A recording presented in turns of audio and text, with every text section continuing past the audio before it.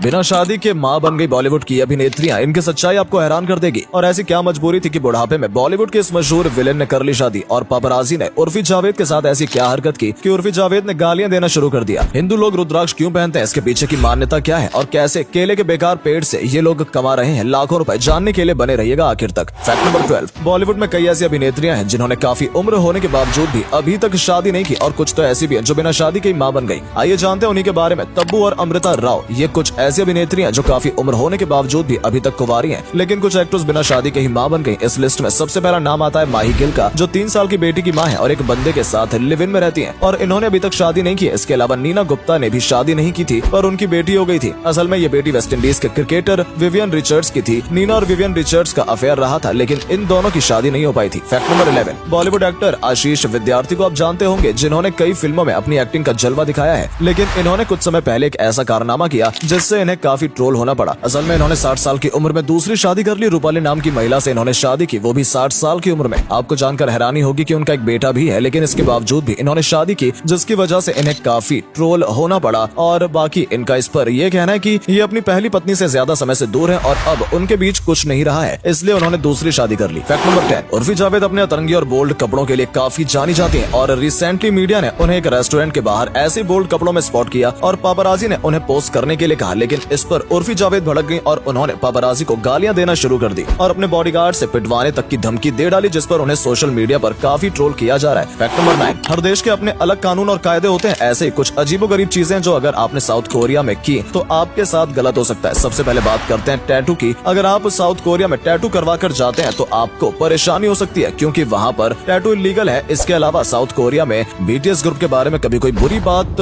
मत बोल देना, क्योंकि वहाँ के लोग बीटीएस ग्रुप को बहुत मानते हैं। साउथ कोरिया में किसी लड़की से उसका ब्लड ग्रुप पूछना भी गलत माना जाता है, क्योंकि ऐसा करने पर लड़की भड़क जाती है। फैक्ट नंबर 8, एक ऐसा सांप जो 25 करोड़ में बिकता है। जी हाँ, आपको विश्वास नहीं होगा, पर दुनिया में एक ऐसा सांप भी है जिसकी कीमत 25 करोड़ है। ये सांप है 2 मुंह वाला सांप, जो कि बहुत ही ज्यादा दुर्लभ होता है और बहुत कम देखने को मिलता है। इंटरनेशनल मार्केट में इसकी कीमत 3 से 25 करोड़ रुपए के बीच में आकी गई है, पर इसकी स्मगलिंग करना इलीगल है। आपको बता दें कि यहाँ इतना महंगा इसलिए है क्योंकि इससे कई बीमारियों के इलाज की दवा बनती है। Fact number 7, Indian bowler Mohammed Shami कुछ सालों पहले अपनी पत्नी को लेकर विवाद के चलते लाइमलाइट में रहे थे, जिससे उनके करियर पर भी काफी प्रभाव पड़ा था। उनकी पत्नी हसीन जहां ने उन पर डोमेस्टिक वायलेंस और बहुत सारे आरोप लगाए थे। हालांकि बाद में ये मामला ठंडा पड़ गया, लेकिन 2023 में फिर से इस मामले ने तूल पकड़ ली, क्योंकि हसीन जहां अब सुप्रीम कोर्ट तक पहुंच चुकी है और वो कई जगह इंटरव्यू में मोहम्मद शमी पर गंभीर आरोप भी लगा चुकी है। उनके मुताबिक मोहम्मद शमी ने उनके साथ बहुत गलत किया है। वहीं मोहम्मद शमी अपने आप को निर्दोष बताते हैं। बाकी आप क्या सोचते हो इस बारे में कमेंट करके बताइएगा। फैक्ट नंबर 6, एक ऐसा स्कैम जिसे सुनकर आपके भी होश उड़ने वाले हैं। दोस्तों, आजकल तरबूज को लेकर बहुत ही बड़ा स्कैम चालू है। असल में तरबूज बेचने वाले लोग इंजेक्शन लगाकर तरबूज को मीठा और लाल बना रहे हैं। जब आप कभी तरबूज लेने जाते हैं तो उसका एक टुकड़ा कटवा कर और खाकर देखते हैं, पर क्या हो अगर यही तरबूज इंजेक्शन लगाकर मीठा और रेड बनाया गया हो। असल में तरबूज बेचने वाले चालाकी से इंजेक्शन के जरिए एरिथ्रोसिन नामक केमिकल मिला देते हैं, जिससे ये मीठा और लाल हो जाता है, पर सेहत के लिए बहुत हानिकारक होता है, इसलिए सावधानी से देखकर तरबूज लेना अगली बार। फैक्ट नंबर 5, क्या आपको पता है कि हिंदू लोग रुद्राक्ष क्यों पहनते हैं? इसके पीछे की मान्यता क्या है? चलिए आज इसी बारे में बात करते हैं। दोस्तों, पौराणिक कथाओं की माने तो देवी सती के वियोग में एक बार भगवान शिव का हृदय द्रवित हो गया और उनकी आंखों से आंसू निकल पड़े, जो कि कई स्थानों पर गिरे। जहां जहां भगवान शिव के आंसू गिरे वहां रुद्राक्ष के वृक्ष की उत्पत्ति हुई। ऐसी मान्यताएं हैं कि रुद्राक्ष हर किसी की मनोकामना पूरी कर सकता है, और इसलिए हिंदू लोग रुद्राक्ष पहनते हैं। फैक्ट नंबर 4, किन्नरों को हमेशा ही समाज में नीची नजरों से देखा गया है, लेकिन आजकल किन्नर ऐसे काम कर रहे हैं जिससे किन्नर समाज का सीना गर्व से चौड़ा हो जाता है। एक ऐसे किन्नर है बंगाल की, जहाँ ये किन्नर जो इस समय IAS की तैयारी कर रही है। असल में ये पहले के टाइम में ऑर्केस्ट्रा में काम किया करती थी, जहाँ इन्हें काफी तकलीफ होती थी। बाद में उन्होंने पढ़ाई करना जारी रखा और इसमें इनकी सबसे ज्यादा मदद खान सर ने की। खान सर ने इन्हें फ्री में पढ़ाया और अब ये IAS की तैयारी कर रही हैं और किन्नर समाज को एक नई ऊंचाई पर ले जाना चाहती हैं। फैक्ट नंबर 3, गर्मी का मौसम है, ऐसे में बर्फ का इस्तेमाल खूब होता है और बर्फ की बड़ी बड़ी सिल्लियां मार्केट में तेजी से बिकती हैं, पर इनके बनने की प्रोसेस आप नहीं जानते होंगे। चलिए जानते हैं ये बड़ी बड़ी सिल्लियां कैसे बनाई जाती हैं। देखिए, इसके लिए सबसे पहले उस गैस को ठंडा किया जाता है जिससे ये बर्फ जमाया जाएगा, जिसके बाद इस गंदे पानी में नमक को डाला जाता है और फिर सांचों को नमक वाले पानी में डालकर उससे साफ पानी भरा जाता है और नमक वाले पानी को गैस की मदद से ठंडा किया जाता है, जिससे सांचे में भरा हुआ पानी बर्फ में तब्दील हो जाता है, जिसके बाद इसे निकालकर मार्केट में भेज दिया जाता है। और अगले फैक्ट पर जाने से पहले फोटो को ध्यान से देखिए और बताइए आपको कौन दिखाई दे रहा है। इससे पता लगेगा आपका दिमाग और आपकी आंखें कितनी तेज है। आपको मिलते हैं 5 सेकंड। फैक्ट नंबर 2, आजकल आमों का सीजन चल रहा है, इसलिए लोग आम को खरीद कर तुरंत खाना शुरू कर देते हैं, पर यह बहुत गलत तरीका है। इससे आपको नुकसान भी हो सकता है। आम को खरीदने के बाद उसे लगभग 30 मिनट तक पानी में डुबाकर रखना चाहिए। चाहिए, वरना ये हानिकारक हो सकता है। असल में आम में बहुत ज्यादा गर्मी होती है जो आपकी स्किन को बहुत प्रॉब्लम दे सकती है। साथ ही आम को पकाने में जो पेस्टिसाइड इस्तेमाल किए जाते हैं वो भी हानिकारक होते हैं और अंत में इसमें फिटिक एसिड भी पाया जाता है जो कि नुकसानदायक होता है। लेकिन 30 मिनट तक पानी में डुबोकर रखने से ये सब गायब हो जाते हैं और आम बिल्कुल फायदेमंद हो जाते हैं। फैक्ट नंबर 1, कैसे ये कंपनी केले के खराब पेड़ से लाखों रुपए कमा रही है। मैं बात कर रहा हूँ अहमदाबाद की साथ ही कंपनी की जो वेस्टेड